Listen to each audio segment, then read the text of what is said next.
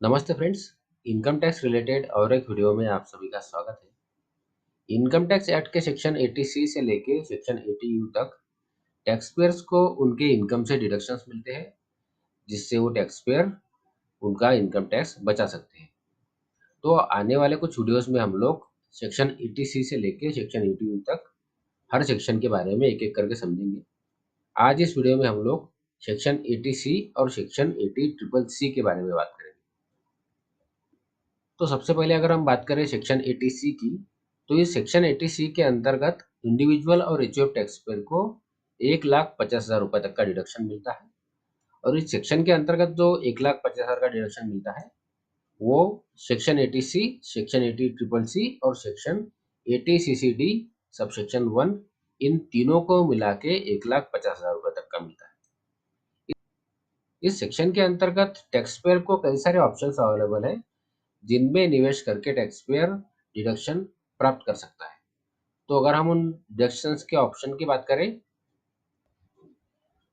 तो यहाँ आपके सामने एक लिस्ट है। इस लिस्ट में आप ऐसे 15 ऑप्शन देख सकते हैं, जिनमें निवेश करने पर टैक्स पेयर सेक्शन 80C के अंतर्गत डिडक्शन क्लेम कर सकता है।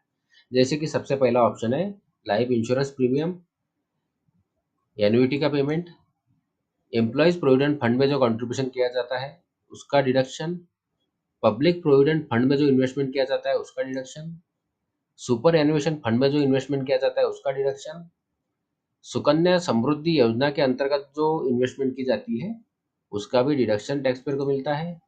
नेशनल सेविंग्स सर्टिफिकेट में अगर कोई इन्वेस्टमेंट की है तो उसका डिडक्शन मिलता है। यूनिट लिंक्ड इंश्योरेंस प्लान के अंदर इन्वेस्टमेंट किया है तो उसका भी डिडक्शन मिलता है। दो बच्चों की एजुकेशन के लिए जो ट्यूशन फीस दी जाती है उसका भी डिडक्शन टैक्स पेयर को मिलता है।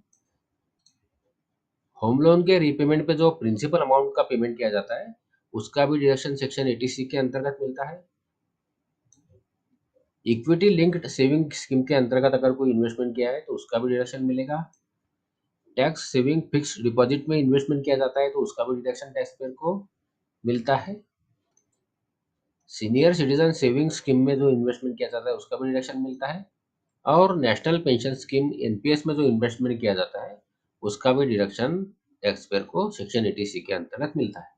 तो यहाँ आप जो सारे ऑप्शन देख रहे हैं, इन सारे ऑप्शंस में कुल मिलाकर 1,50,000 रुपये तक का deduction tax payer section 80C के अंतर्गत अपने इनकम टैक्स रिटर्न में क्लेम कर सकता है और अपना इनकम टैक्स बचा सकता है।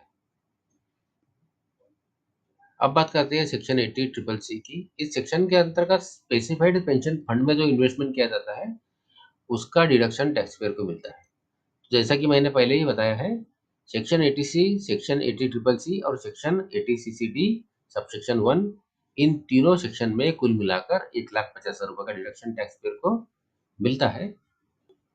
तो इन दोनों ही सेक्शन का डिडक्शन टैक्स पेयर अपने इनकम टैक्स रिटर्न में क्लेम कर सकते हैं और अपनी इनकम कम करके अपना टैक्स बचा सकते हैं।